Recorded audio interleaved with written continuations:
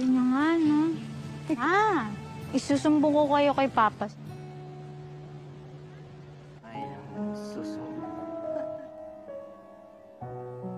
Dengan cara menebar paku di jalanan, hari itu keluarga penambal ban berhasil mendapatkan pelanggan.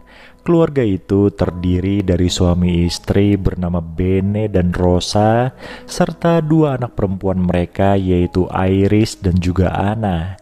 Sedangkan pelanggan kurang beruntung tadi adalah Joaquin, seorang duda kaya raya. Ketika sedang menunggu ban mobilnya ditambal oleh Bene, Joaquin terpesona dengan kecantikan Iris yang masih remaja. Dari keluguan Iris, Joaquin sudah bisa tahu jika gadis itu belum pernah disentuh pria. Keluarga Iris adalah keluarga yang sangat sederhana. Selain usaha tambal ban, mereka juga berjualan siput di pasar. Setelah ibunya mengumpulkan dan membersihkan siput, Iris bertugas menjual siput tersebut. Sayangnya meski sudah bekerja keras, mereka masih saja kekurangan sehingga sering berhutang. Bagi Iris pribadi, ada satu harta berharga yang ia miliki. Harta itu adalah kehormatannya yang masih ia jaga sampai sekarang ini, dan belum ada satupun pria yang beruntung mendapatkannya. Pangarap pa ako.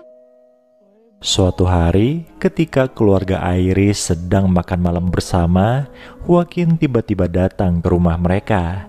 Tanpa basa-basi, Joaquin mengutarakan maksud kedatangannya, yaitu untuk meminang Iris. Tidak seperti istrinya yang sangat bersemangat mendengar hal itu, Bene justru menentang keinginan Joaquin. Ia merasa Iris masih sangat muda. Joaquin tentu tidak menyerah begitu saja. Ia lalu mengeluarkan senjata andalannya, yaitu menawarkan sejumlah uang pada Bene dan Rosa. Setelah itu, Joaquin pamit pulang agar Bene dan Rosa bisa mempertimbangkan tawarannya. Ketika orang tuanya mulai berdebat tentang hal itu, Iris pun muncul dan mengutarakan pendapat pribadinya. Dengan penuh keyakinan, Iris bilang ia mau menikah dengan Joaquin supaya cepat terlepas dari kemiskinan ini. Keesokan harinya, bersama ayah dan ibunya, Iris pergi ke rumah mewah milik Joaquin. Maksud kedatangan mereka adalah untuk menyetujui tawaran sang duda meminang Iris. Nah, ketika mereka ingin menandatangani surat perjanjian, Iris tiba-tiba menyuruh Joaquin untuk menaikkan tawarannya 2 kali lipat. Sambil tersenyum, Joaquin langsung menyetujuinya. Perlu diketahui, sudah 10 tahun Joaquin ini menduda dan mantan istrinya dulu meninggal karena mengakhiri hidupnya sendiri dengan racun. Tanpa diketahui oleh orang tuanya, Iris ternyata memiliki seorang pacar bernama Jimbo. Meski sering mojok berduaan, mereka tidak sampai melakukan hubungan layaknya suami istri.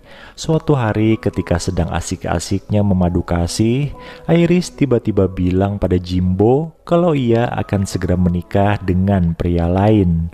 Mendengar hal itu, Jimbo tentu merasa dikhianati. Ia pun memperlakukan Iris dengan kasar hingga menodai gadis itu secara paksa. Setelah menuntaskan hasratnya, Jimbo pun pergi meninggalkan Iris yang menangis sesenggukan. Hingga hari pernikahannya, Iris tetap merahasiakan hal yang terjadi antara dirinya dan Jimbo. Di saat keluarganya menangis bahagia karena pernikahannya, Iris sendiri malah merasa tertekan memikirkan bagaimana nanti ketika berduaan dengan suaminya. Ia takut Joaquin sadar kalau segelnya sudah ada yang menjebol. Selesai pesta, keluarga Iris pun bergegas pulang, tentunya dengan membawa uang yang dijanjikan oleh Joaquin. Apa yang ditakutkan oleh Iris ternyata kejadian. Ketika ia dan Joaquin bermesraan, tiba-tiba suaminya itu bilang segelnya Iris sudah jebol. Tangis kekecewaan Joaquin pun disambut dengan tangis ketakutan oleh Iris. Saking tidak enaknya pada Joaquin, malam itu Iris memutuskan untuk tidur di lantai saja. Keesokan paginya, ketika mereka sedang sarapan bersama, Joaquin bilang Iris akan tetap tinggal di sana karena ia sudah membelinya dari orang tuanya. Iris pun hanya bisa menangis pasrah. Mulai dari hari itu, Joaquin memperlakukan Iris layaknya pelampiasan hasratnya saja, bukan seperti seorang istri. Bahkan ketika Iris ketahuan ingin kabur, Joaquin langsung mengurungnya di sebuah kamar. Tanpa tahu nasib Iris, keluarganya malah sedang sibuk menghamburkan uang dari Joaquin. Suatu hari, ketika keluarganya Iris berkunjung ke rumahnya, Joaquin langsung berinisiatif membius sang istri. Nah, melihat Iris seperti orang tidur, keluarganya pun lantas bergegas pulang. Sementara itu, tanpa sepengetahuan keluarganya Iris, ternyata dari tadi Jimbo sudah membuntuti mereka. Awalnya Jimbo hanya ingin menemui Iris untuk melepas rindu. Tapi setelah tahu gadis itu dikurung oleh suaminya sendiri, Jimbo merasa harus menolongnya. Sebuah kebodohan pun terjadi ketika Jimbo berhasil melepaskan Iris. Bukannya segera kabur, mereka malah sempat-sempatnya bermesraan di dapur. Alhasil Joaquin memergoki mereka dan langsung menghabisi nyawa Jimbo dengan senjatanya. Sementara itu, Iris berhasil kabur pulang ke rumah orang tuanya. Tentu saja Joaquin tidak menyerah begitu saja. Dengan membawa sepucuk senjata, ia datang ke rumah itu, kemudian menyeret Iris masuk ke dalam mobilnya. Melihat sang menantu memperlakukan anaknya dengan sangat kasar, Bene pun turun tangan. Ia lantas mengambil senjata milik Joaquin yang terjatuh, lalu menembakkannya ke arah mobil Joaquin yang sedang melaju. Beruntung tembakan tersebut mengenai sang menantu, hingga akhirnya Iris berhasil diselamatkan. Dengan meninggalnya Joaquin, Iris otomatis mendapatkan warisannya yang melimpah. Keluarganya pun kecipratan menjadi orang kaya baru, dan film ini pun selesai. Bayad lupa.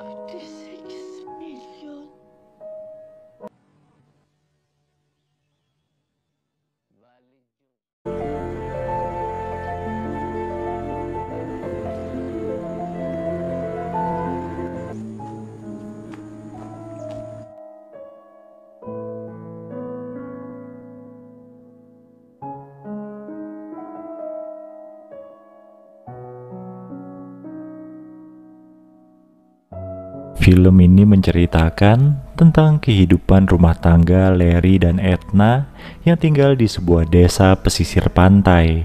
Di sana mereka bekerja sebagai pengumpul kerang.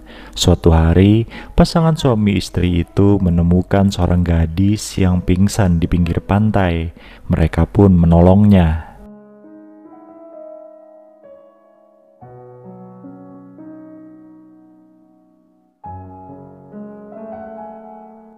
Singkat cerita, Edna mengizinkan gadis bernama Amy itu untuk tinggal bersama agar bisa menemaninya di rumah. Larry sebenarnya tidak setuju, tapi ia juga tidak bisa menolak permintaan Edna. Seiring berjalannya waktu, hubungan antara Edna dan Amy semakin dekat. Edna menganggap Amy sebagai saudara kandungnya sendiri. Tapi lambat laun, Edna mulai tidak nyaman karena Larry dan Amy menunjukkan gelagat yang mencurigakan.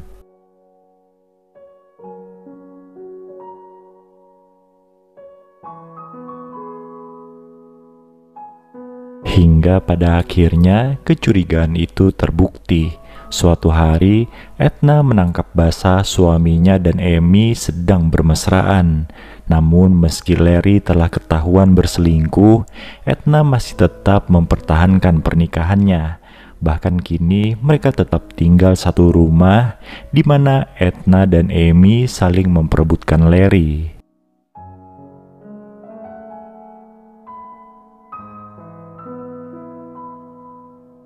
Larry kemudian membuat aturan, siapa yang diberinya handuk, maka dialah yang akan tidur dengan Larry. Malam pertama, Larry memberikan handuknya kepada Amy. Itu membuat Edna sangat kecewa. Semenjak saat itu, Edna dan Amy memperebutkan perhatian dari Larry. Mereka berlomba untuk menyenangkan pria itu.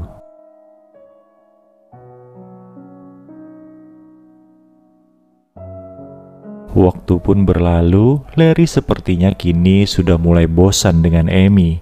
Ia pun mulai memilih Edna, apalagi setelah Edna hamil, sehingga mendapatkan perhatian lebih dari Larry. Hal ini membuat Amy menjadi sangat cemburu.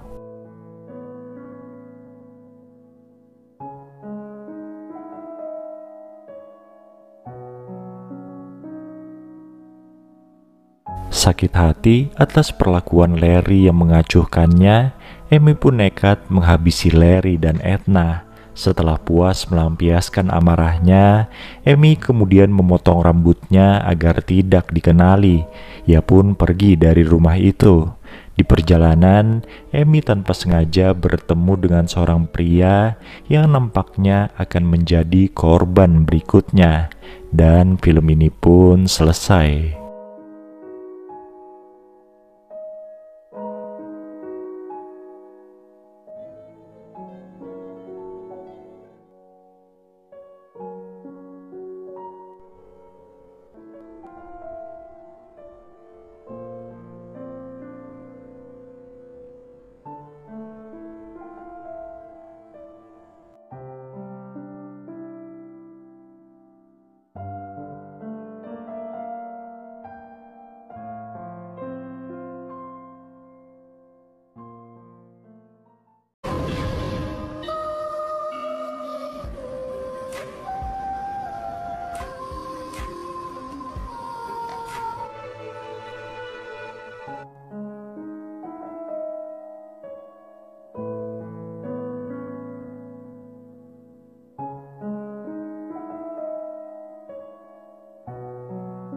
Perkenalkan, wanita ini bernama Annie. Ia adalah istri Al, si pengacara kaya, dan sampai saat ini mereka belum memiliki buah hati. Akhir-akhir ini, Annie kesal karena suaminya sering pulang larut malam dengan diantar oleh sekretaris cantiknya yang bernama Christy. Annie curiga dua orang itu ada main di belakangnya. Hal itu diperkuat dengan kebohongan suaminya yang berkata kalau ia akan menghadiri konferensi di Bali bersama mitra bisnisnya. Padahal Annie tahu betul jika Christy sang sekretaris akan ikut ke acara itu.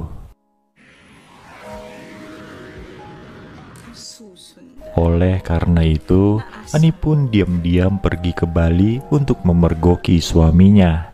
Namun sesampainya di sana, Annie tidak berhasil menemukan suaminya itu dan malah berkenalan dengan pria bernama El yang juga berasal dari Filipina. Setelah Annie curhat tentang permasalahannya dengan sang suami, El pun menawarkan jasanya untuk membuntuti pria itu. Akhirnya karena terpengaruh suasana romantis di Bali, Annie dan El bermesraan layaknya sepasang suami istri yang sedang bulan madu di sana. Malam harinya, dengan membawa beberapa lembar foto berisi kegiatan Al di Bali, El pun melaporkan pada Annie kalau sebenarnya suaminya itu tidak berselingkuh. Diam-diam Annie menyesal karena pada akhirnya dirinya lah yang berselingkuh dari Al. Meski begitu, Annie juga tidak sanggup menolak ajakan El untuk pergi berwisata keliling Bali sebelum mereka pulang ke Filipina dan berpura-pura tidak pernah mengenal satu sama lain. Bahkan di malam harinya, mereka menyempatkan diri untuk bermesraan.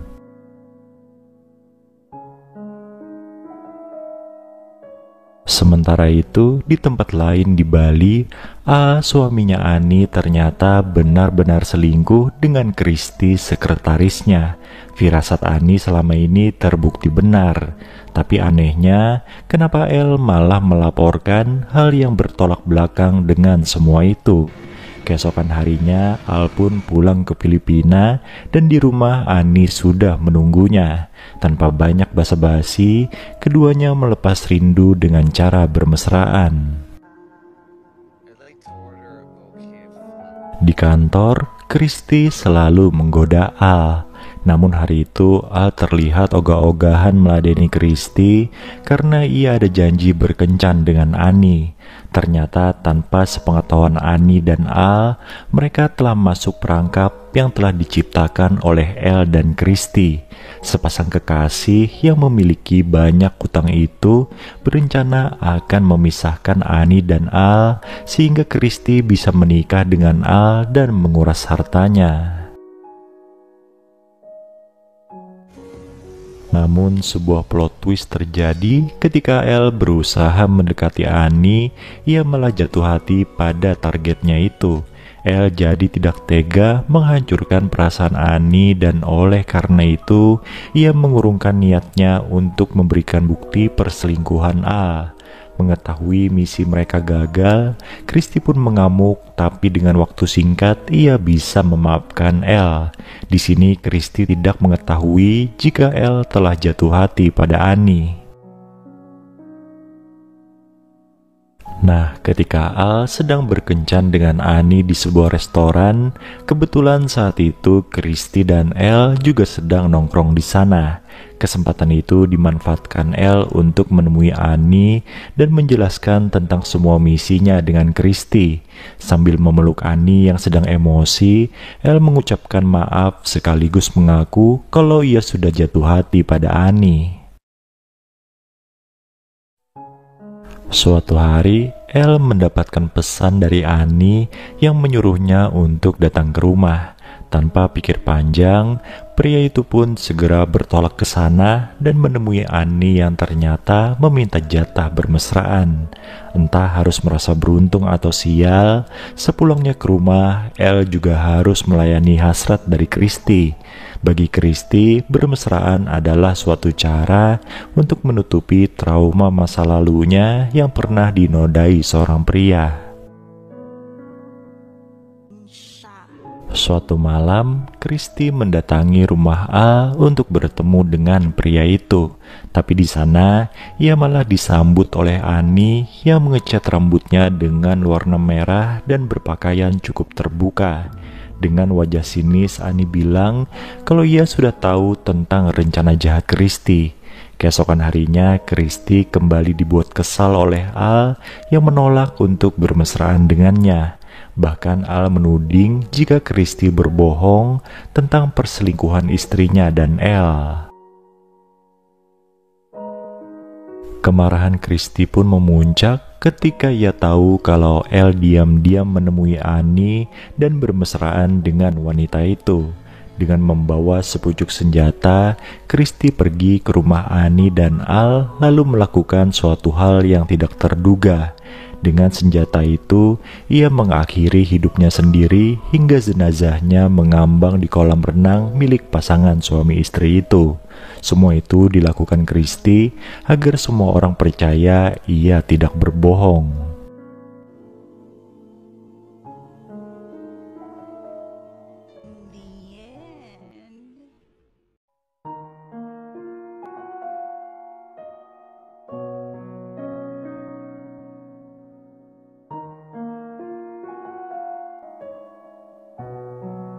Film ini berfokus pada sepasang pengantin baru yang hidup di sebuah desa di pesisir pantai.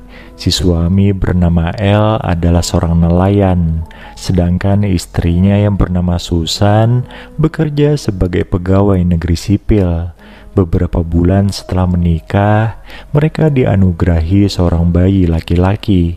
Tapi naasnya bayi tersebut meninggal dunia selang beberapa menit setelah dilahirkan.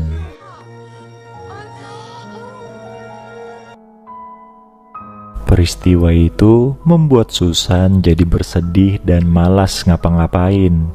Ia tidak bekerja karena masih dalam masa cuti melahirkan. Oleh sebab itu, Elle pun memutuskan untuk menemani Susan di rumah saja.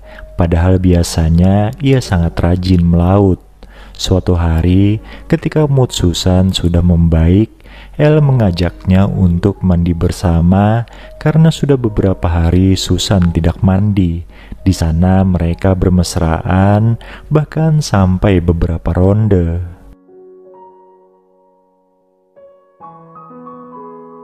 Selain menenangkan Susan yang selalu teringat bayi mereka, Elle juga harus menanggung beban ekonomi keluarga kecil itu. Apalagi akhir-akhir ini perolehan ikan mereka sangatlah sedikit. Suatu sore, Elle dan Susan menikmati pemandangan dari pinggir pantai. Di sana Susan mengungkapkan rasa bangganya pada Elle yang selalu setia padanya. Susan pun berseloroh, ia akan tahu Elle berselingkuh dari aroma tubuh suaminya itu. Tak seberapa lama, datanglah Abi, adiknya Susan, yang ikut nimbrung dengan mereka.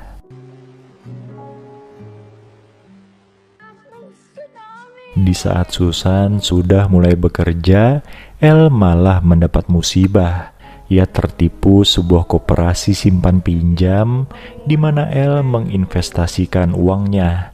Mendengar kabar tersebut, ibunya Elle pun sampai terkena serangan jantung dan kini sedang dirawat di rumah sakit.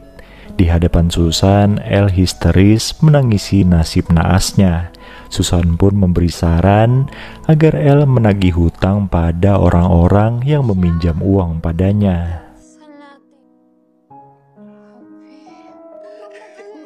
Melihat Elle sedang kesusahan, Dindo temannya Elle berinisiatif untuk menagih hutang tersebut. Orang pertama yang didatanginya adalah Flor. Flor adalah seorang gadis cantik yang merupakan teman sekaligus tetangganya Elle. Sayangnya saat itu, Dindo tidak berhasil mendapat uang dari Flor karena gadis itu juga sedang berkantong kering. Usaha Elle dan Susan untuk meminta bantuan pada wakil wali kota pun harus diurungkan sebab pejabat itu nyatanya malah memodusi Susan yang cantik. Kondisi yang makin runyam itu membuat Elle jadi gampang emosi hingga berkelahi dengan beberapa pemuda kampung. Untungnya ada Flor yang melerai mereka dan mengobati luka Elle. Perhatian dan kelembutan Flor membuat Elle jadi tergoda hingga akhirnya mereka pun bermesraan. Ternyata Flor ini juga ada hati dengan Elle. Karena kelelahan, Elle pun tertidur dan lupa bersih-bersih. Nah, dari keteledoran inilah Susan jadi tahu suaminya berselingkuh hingga ia pun mengamuk sejadi-jadinya.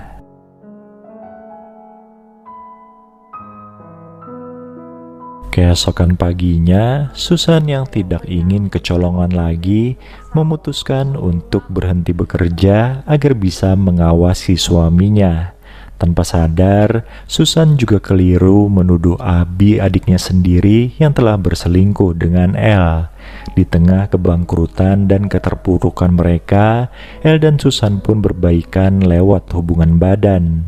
Mereka sepakat mengurung diri di rumah dan terus-menerus bermesraan, hingga akhirnya mereka saling menyakiti satu sama lain sampai meninggal bersama-sama.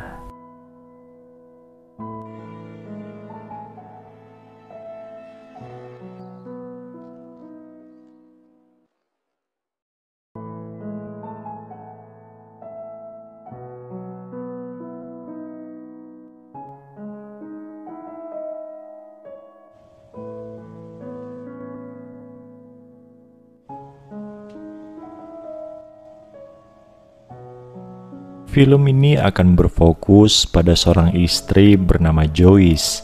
Beberapa bulan setelah menikah dengan pria bernama Marcus, Joyce harus menerima kenyataan pahit di mana suaminya itu jatuh sakit dan sekarang dalam kondisi koma. Dikarenakan biaya rumah sakit sangatlah mahal, Joyce pun memutuskan untuk merawat suaminya di rumah saja. Diketahui kalau Joyce ini bekerja sebagai penyanyi di sebuah bar dan suaminya hanyalah tukang tato. Di tempat yang berbeda diperlihatkan seorang wanita cantik dan kaya raya bernama Astrid. Kala itu dengan tatapan penuh kerinduan, Astrid memandangi foto pria yang ternyata adalah Markus di galeri ponselnya. Berhubung hasratnya sudah diubun-ubun, Astrid pun memakai foto Markus itu sebagai bahan pemuas imajinasi liarnya. Setelah puas, ia kemudian mengirim pesan kepada Markus. Joyce yang saat itu sedang memegang ponsel Markus sontak terkejut karena ada wanita yang menghubungi suaminya dan mengajak ketemuan di hotel. Karena penasaran, Joyce pun membalas pesan tersebut dengan ajakan bertemu di rumahnya saja. Selang beberapa menit kemudian, Astrid tiba di rumah itu dan langsung disambut dengan perlakuan kasar dari salah satu temannya Joyce. Di sana Astrid dikasih paham kalau Markus sedang koma. Dengan ekspresi syok, wanita itu pun meminta maaf, kemudian bergegas pergi dari tempat itu. Di perjalanan pulang, Astrid terkenang kebersamaannya dengan Markus. Penghasilan Markus sebagai tukang tato ternyata tidak cukup untuk menghidupi rumah tangganya dengan Joyce, dan oleh karena itu, tanpa sepengetahuan sang istri, Markus menjual jasa layanan ranjangnya kepada wanita lain. Nah, salah satu wanita itu adalah Astrid. Saking terpuaskannya dengan layanan Markus, Astrid ini sampai jatuh cinta kepadanya. Sebenarnya, pekerjaan Joyce sebagai penyanyi di bar tidak disukai Markus karena istrinya itu sering digoda para pria hidung belang di sana. Namun tabungan mereka yang semakin menipis memaksa Joyce untuk bertahan pada pekerjaan itu. Bahkan saking terdesaknya, Joyce sampai nekat melayani hasrat seorang pria di bar dengan imbalan sejumlah uang. Di perjalanan pulang dari bar, Joyce yang mabuk berat akhirnya tergeletak di pinggir jalan.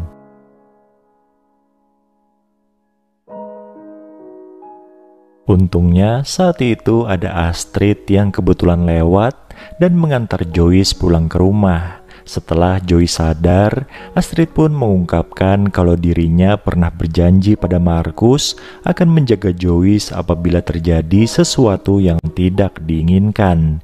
Jadi Astrid ini adalah orang yang pertama tahu tentang penyakitnya Markus dan membiayai seluruh pemeriksaan kesehatan Markus sebelum koma. Bahkan Astrid pula yang memberi modal pada Markus untuk membuka usaha tato.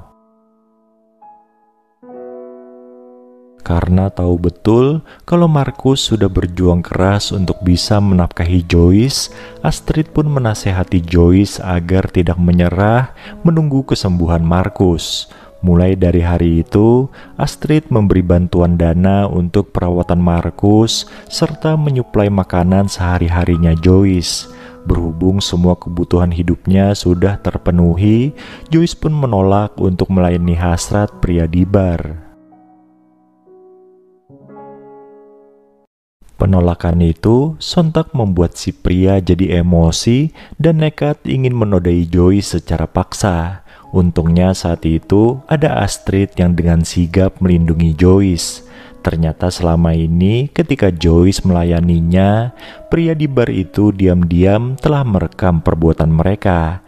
Nah, kekesalannya pada Joyce saat itu akhirnya ditumpahkannya dengan cara menyebarkan rekaman tersebut di internet. Selain harus menghadapi rasa malu dengan tersebarnya video itu, Joyce juga kehilangan pekerjaannya di bar.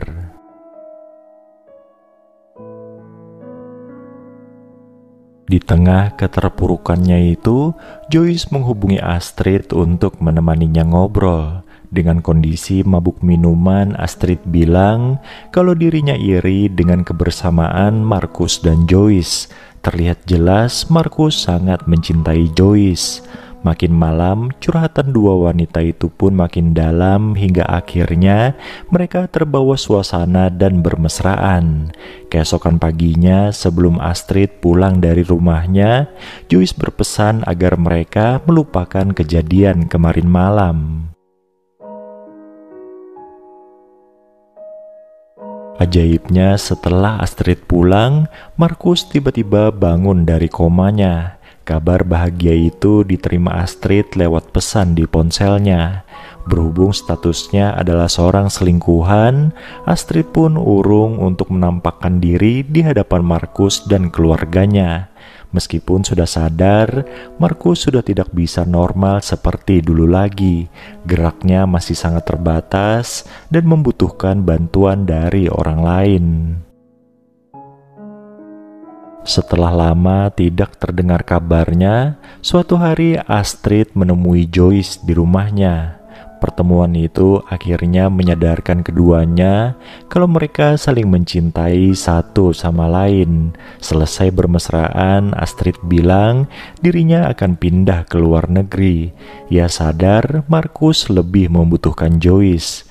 Di akhir film diperlihatkan Joyce yang kembali bernyanyi di bar lain ditemani oleh Markus, sedangkan Astrid memulai hubungan baru dengan wanita lain.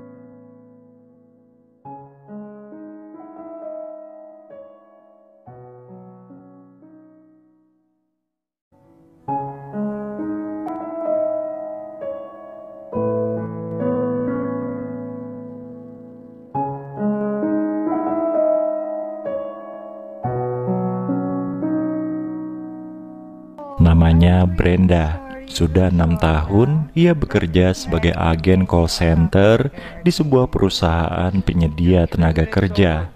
Meski sudah bekerja dengan sangat baik, Brenda tidak kunjung mendapat kenaikan jabatan. Ia pun merasa heran kenapa posisi staf senior yang diincarnya selalu didapatkan oleh para wanita yang kinerjanya tidak lebih baik darinya. I hope everybody in your team talks like her. Di perusahaan itu, Brenda menjalin kasih dengan seorang agen call center pria bernama Phil. Suatu hari, di area rooftop kantor mereka, Phil mengabarkan pada Brenda kalau ia akan dipindahkan ke jam kerja di pagi hari. Brenda pun sontak kesal karena mereka tidak akan bisa lagi ketemuan di kantor. Di sana, Phil menenangkannya dengan berkata kalau hal itu akan berlangsung selama 3 bulan saja. Setelah itu, ia akan bekerja secara normal lagi. Dari obrolannya bersama Phil, Brenda juga mendapat informasi jika mereka memiliki tim leader baru bernama Carl. Katanya Carl ini adalah pria yang baik dan penyayang keluarga. Karena penasaran, Brenda lantas mengecek media sosial milik pria itu. Di sana banyak postingan berisi foto Carl bersama istri dan 2 anaknya. Suatu hari, Brenda datang ke ruangan kerja Carl untuk wawancara posisi staf senior yang diincarnya. Saat itu dari cara bicara dan gaya berpakaiannya, Brenda nampak ingin memikat tim leader barunya itu. Bahkan ia juga sempat memberi info tidak penting kalau beberapa waktu ke depan dirinya dan sang pacar akan jarang ketemuan. Setelah sesi wawancara dengan Brenda usai, Carl pun memanggil calon pelamar lain bernama Andrea. Nah, berhubung Carl dan Andrea ini akrabnya terlihat begitu berlebihan, Brenda lantas curiga dan memutuskan untuk mengawasi mereka. Akhirnya kecurigaan itu terbukti, di mana Brenda menyaksikan dengan mata kepalanya sendiri Carl dan Andrea diam-diam bermesraan di sebuah mobil. Apa yang dilihatnya barusan lalu dilaporkan Brenda pada pacarnya. Phil lantas mendapat ide untuk merekam perbuatan Karel dan Andrea secara diam-diam, kemudian menyebarkannya ke email para karyawan. Dengan tersebarnya video itu, Karel lantas mencurigai Andrea sebagai dalangnya. Ia pun mengambil langkah dengan menjauhi gadis itu, serta membatalkan kenaikan jabatannya. Nah, saat hati Karel lagi berkecamuk, Brenda pun hadir untuk menggodanya. Dan tidak perlu waktu lama untuk gadis cantik itu hingga bisa mengajak Karel mojok berduaan. Setelah melakukan perbuatan tercela itu, Brenda mengaku menyesal pada Karel.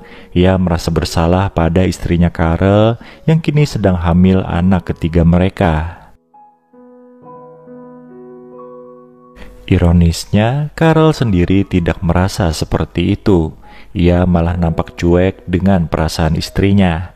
Bahkan Karel berharap dirinya dan Brenda bisa bermesraan lagi seperti barusan. Karena sudah terlanjur basah, Brenda pun menjalin hubungan gelap dengan Karel. Namun di samping itu, ia masih memberikan jatah bermesraan pada pacarnya. Suatu hari, Phil tiba-tiba datang ke kantor untuk menemui Brenda dan peristiwa itu disaksikan langsung oleh Karel. Merasa cemburu, Karel pun terus mengirim pesan pada Brenda yang saat itu sedang makan bersama Phil. Setelah itu, Brenda langsung menemui Karel di mobilnya dan mereka pun bermesraan di sana. Sementara itu, Phil yang curiga pada gelagat aneh sang pacar lantas membuntutinya dan menyaksikan semua itu. Sadar kalau perbuatan tidak senonohnya ketahuan oleh Phil, Brenda pun langsung meminta maaf sambil menangis. Namun Phil sudah terlanjur kecewa dan akhirnya memutuskan hubungan mereka. Peristiwa barusan sontak membuat pria kardus seperti Karel jadi cemas akan reputasinya sebagai tim leader. Ia pun mulai menjauhi Brenda dan malah mengangkat karyawan lain sebagai staf senior alih-alih gadis itu. Suatu hari dengan maksud membalas dendam, Brenda mengajak ngobrol istrinya Karel yang saat itu sedang berkunjung ke kantor. Ia pun membocorkan hubungan gelapnya dengan Karel hingga membuat istri pria itu murka dan mengasarinya. Selang beberapa hari kemudian, terdengar kabar jika Karel mengundurkan diri. Sementara itu dengan wajah polosnya, Brenda menyebarkan rumor jika Karel yang mendekatinya hingga sang istri jadi cemburu dan mengamuk padanya. Dengan perginya Karel, maka Brenda direkomendasikan untuk mengisi posisinya sebagai tim leader dan film ini pun selesai.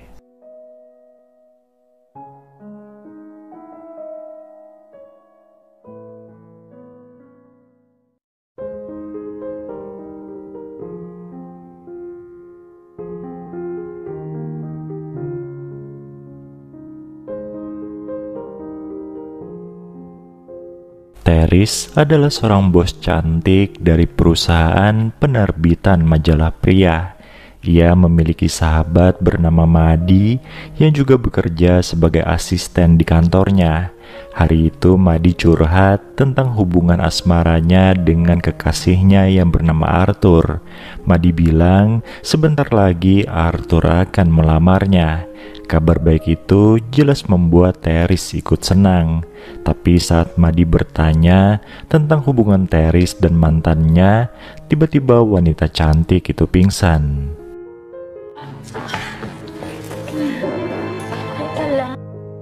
Madi pun bergegas mengantarkan Teris ke dokter. Di sana sang dokter bilang jika Teris terkena penyakit leukemia. Hal itu membuat Teris kehilangan semangat untuk hidup. Setelah meraih kesuksesan di usia muda, ia malah terkena penyakit serius. Melihat kondisi sahabatnya yang begitu menyedihkan, malam itu Madi pun memutuskan untuk menemani Teris di rumahnya.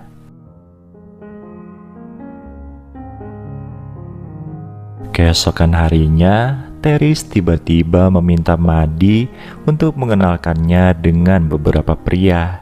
Teris berpikir setidaknya sebelum meninggal dunia, dirinya ingin menikmati hidup dengan bersenang-senang sekaligus mencari jodoh. Madi pun langsung merekomendasikan pria bernama Luigi yang merupakan rekan kerja di kantor mereka. Deal. Besok paginya, Teris langsung menemui Luigi dan tanpa basa-basi mereka pun bermesraan. Untuk merayakan peristiwa barusan, Teris dan Madi minum-minum di sebuah bar. Di sana Madi memberitahu Teris jika ia telah menghubungi pria bernama Aris untuk berkencan dengannya. Selain itu, Madi juga mengingatkan kalau Teris tidak boleh bermesraan lebih dari 1 kali dengan pria rekomendasinya, karena hal itu akan membuat para pria baper.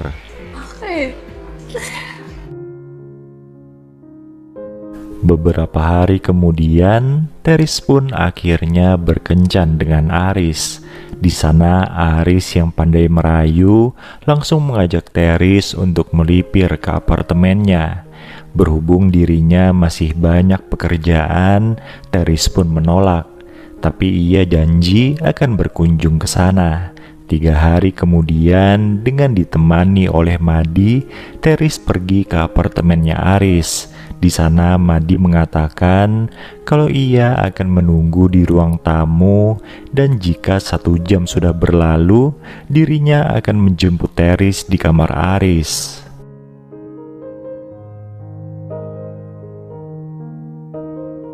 Setelah berbasa-basi sebentar, Teris dan Aris langsung beradu peluh di atas ranjang. Nah, berhubung Teris tidak kunjung membalas pesannya, Madi pun langsung mengetuk pintu kamar Aris. Ternyata orang yang dicemaskan malah sedang asik makan.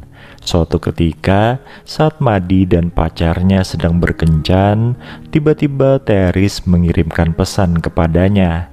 Dengan perasaan tidak enak hati pada Arthur, Madi pun meminta izin untuk menemui Teris. Di hadapan Madi, Teris berkeluh kesah tentang dirinya yang rindu pada mantannya. Dan untuk menenangkan sahabatnya itu, Madi pun memberinya sebuah pelukan. Namun siapa sangka, pelukan itu membuat mereka jadi kebablasan dan malah saling grepe satu sama lain. Semenjak peristiwa itu, Madi jadi bimbang dengan perasaannya terhadap Arthur. Puncaknya, setelah Madi memikirkan matang-matang, ia pun menolak lamaran Arthur. Bahkan Madi sampai memutuskan pria itu agar bisa menjalin hubungan dengan Teris. Kabar baik pun didapat oleh Teris ketika tahu dirinya tidak terkena leukemia. Ternyata kemarin itu hanya salah diagnosis. Dan film ini pun ditutup dengan scene di mana tanpa malu-malu Teris dan Madi meresmikan hubungan mereka di hadapan para karyawan di kantor.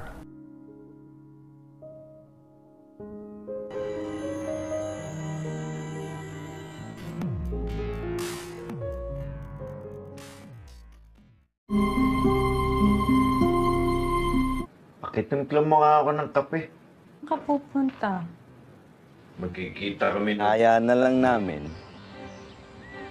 Yung Hashimoto.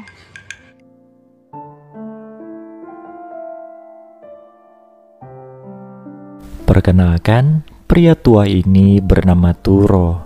Karena memiliki banyak lahan, ia terkenal sebagai saudagar perkebunan di kampungnya. Hari itu Turo mendapat telepon dari seorang wanita bernama Vanessa yang ingin memborong buah-buahan dari perkebunannya. Oleh karena itu, mereka pun membuat janji ketemuan dalam waktu dekat. Sementara itu, tanpa sepengetahuan Turo, di rumah anak angkatnya yang bernama Aldoy malah asik bermesraan dengan istri muda Turo. Istri muda itu bernama Cita. Scene pun berlanjut di sebuah kantor polisi di mana seorang atasan sedang bicara serius dengan anak buahnya yang bernama Floyd. Atasan tersebut menyuruh Floyd untuk menyelidiki kasus pencucian uang yang melibatkan seorang wanita bernama Vanessa. Suatu hari, Aldoy membujuk Cita untuk bekerja sama menghabisi Turo. Berhubung Cita ini dinikahi Turo secara sah, maka apabila pria tua itu tiada, Cita akan mendapatkan seluruh hartanya. Sementara Aldo yang hanya anak angkat tidak akan mendapat apa-apa. Malam harinya, Turo datang menemui Vanessa di sebuah kafe.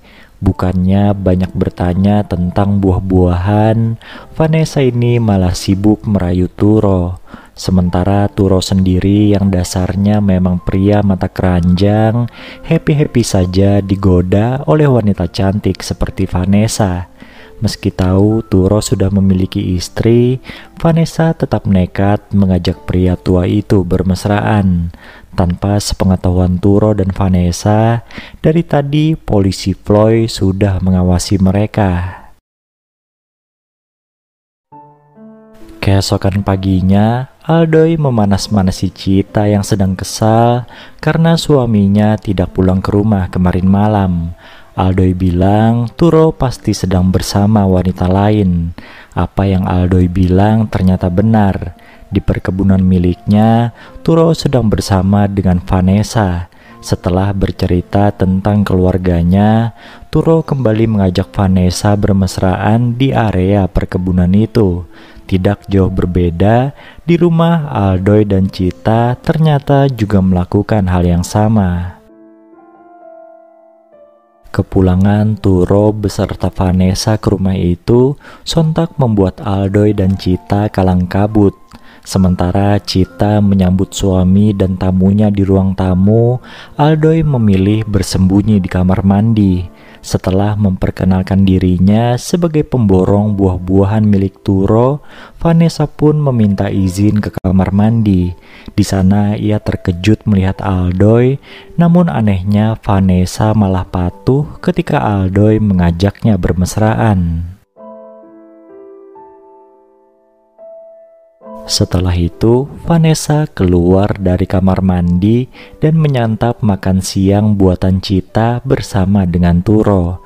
Nah, ketika mereka lengah, Cita mengeluarkan Aldoy dari kamar mandi.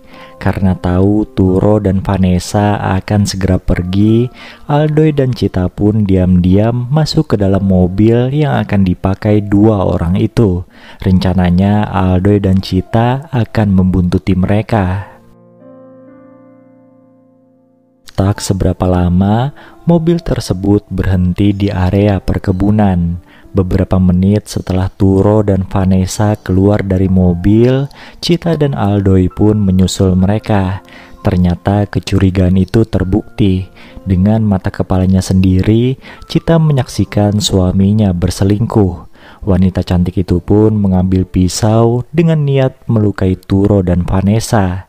Beruntung dua peselingkuh itu berhasil selamat setelah Aldoy dan warga menghentikan Cita. Malam harinya, Turo meminta maaf pada Cita. Dengan segepok uang, ia merayu sang istri agar mau menerimanya kembali. Sementara itu di sebuah penginapan, polisi Floyd berhasil meringkus Vanessa yang sedang bersama Aldoy dan satu pria lainnya. Ketika Floyd bertanya di mana semua uang milik Vanessa, wanita itu pun menjawab sudah ditukar dengan buah-buahan Turo. Floyd kemudian menyuruh Vanessa untuk membawa Turo ke hadapannya. Setelah dihubungi Vanessa, Turo pun meminta izin pada Cita untuk keluar rumah. Namun baru beberapa langkah ingin pergi, Turo tiba-tiba terjatuh dan meninggal. Ternyata Cita sudah mencampurkan racun pada suguhannya untuk Turo. Karena tidak kunjung datang, akhirnya Vanessa menelepon Turo, namun panggilan tersebut diangkat oleh Chita. Chita bilang Turo telah meninggal karena serangan jantung. Mendengar hal itu, Aldoy dan Vanessa langsung pergi ke rumah Turo. Dan benar saja, Turo sudah tidak bernyawa. Tanpa rasa curiga sedikit pun, Aldoy dan Vanessa meminum air di rumah itu yang ternyata sudah dicampur racun oleh Chita. Mereka berdua pun akhirnya menyusul kepergian Turo. Ternyata semua itu sudah direncanakan oleh Chita dan juga Floy. Dengan bermodal semua uang milik Turo, mereka berdua melarikan diri ke kota lain dan film ini pun selesai.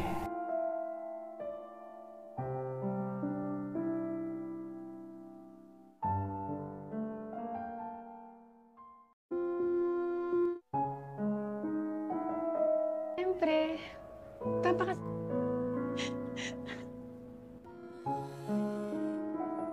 Film dibuka dengan memperlihatkan sekumpulan tentara yang sedang latihan. Salah seorang di antara mereka bernama Michael.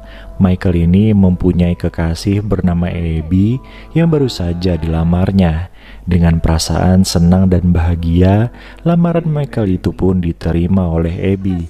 Saking euforianya, mereka berdua sampai melakukan hubungan layaknya suami istri. Keesokan harinya, Michael mendapat kabar bahwa ayahnya mengalami serangan jantung dan sekarang ada di rumah sakit. Namun Michael nampak cuek karena hubungannya dengan sang ayah kurang baik setelah ibunya meninggal dunia. Setelah dinasihati oleh Abby, akhirnya Michael pun bersedia pergi ke rumah sakit. Ngomong-ngomong, ayahnya Michael ini bernama Roldan. Beberapa hari kemudian, setelah kondisi sang ayah membaik, Michael membawanya kembali ke rumah lama mereka. Michael dan Abby pun memutuskan untuk tinggal serumah bersama Roldan agar mereka bisa merawatnya bersama-sama. Suatu pagi, saat Michael sedang duduk santai sendirian, Roldan menghampirinya seraya mengucapkan maaf atas ketidakbecusannya sebagai seorang ayah. Sambil menangis sesenggukan, Michael pun memberi pelukan pada ayahnya itu.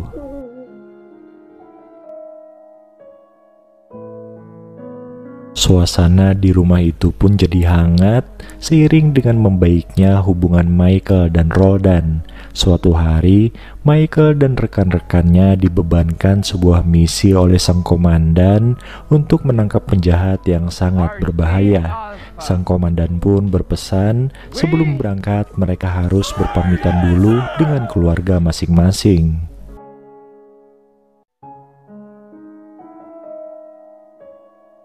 Saat berada di rumah, Michael memberitahukan misinya kepada Abby dan Roldan. Mendengar hal itu, keduanya pun jadi bersedih.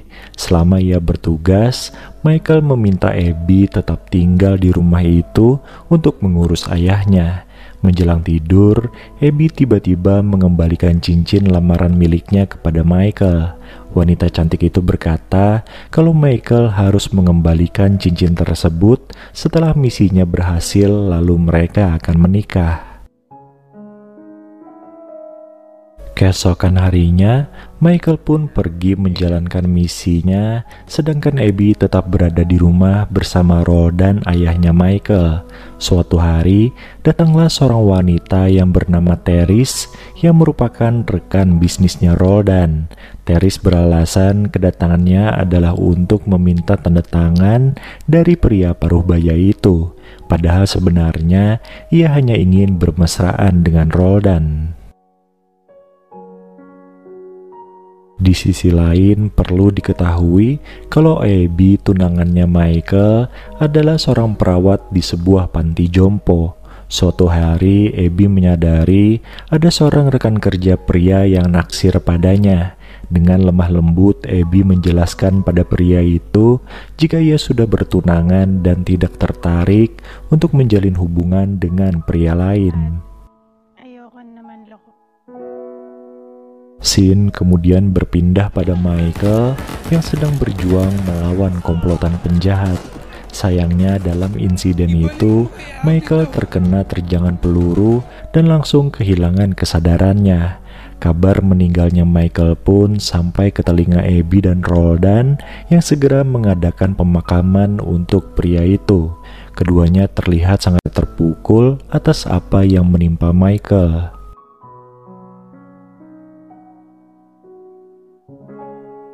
Di tengah kesedihannya, Abby pun memutuskan untuk pergi dari rumah itu karena merasa sudah tidak ada yang ditunggunya lagi.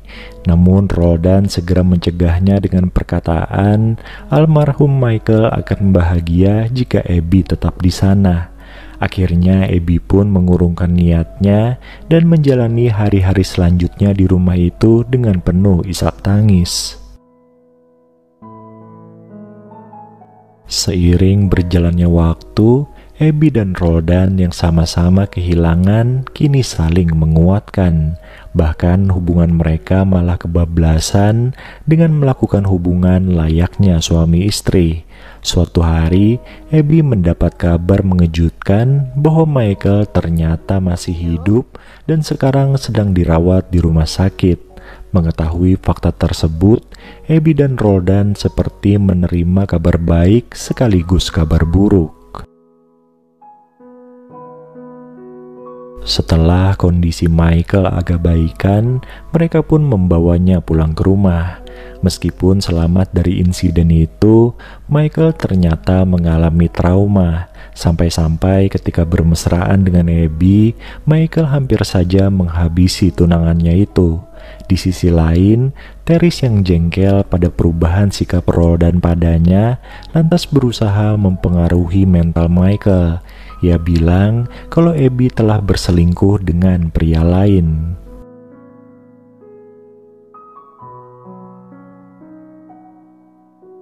Provokasi itu membuat emosi Michael jadi tidak terkendali sampai-sampai ia mengambil senjatanya untuk mengancam rekan kerja Abby di panti jompo. Ketika ada waktu untuk ngobrol berdua dengan Roldan, Abby menyatakan perasaannya kalau ia lebih mencintai Roldan dibanding Michael. Setelah lama tidak bermesraan sejak kembalinya Michael, sore itu keduanya pun kembali melakukannya. Beruntung perbuatan mereka tidak tertangkap basah oleh Michael yang tak lama setelah itu pulang ke rumah.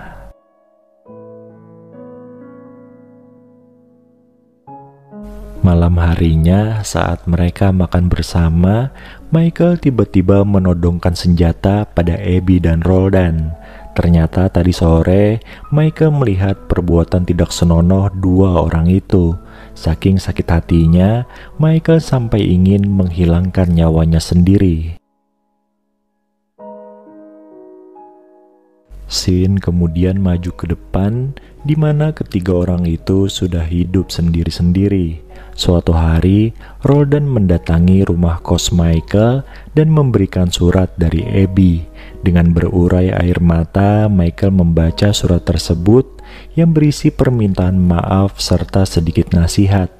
Akhirnya film ini pun ditutup dengan scene di mana Michael mengunjungi Roldan yang kembali dirawat di rumah sakit.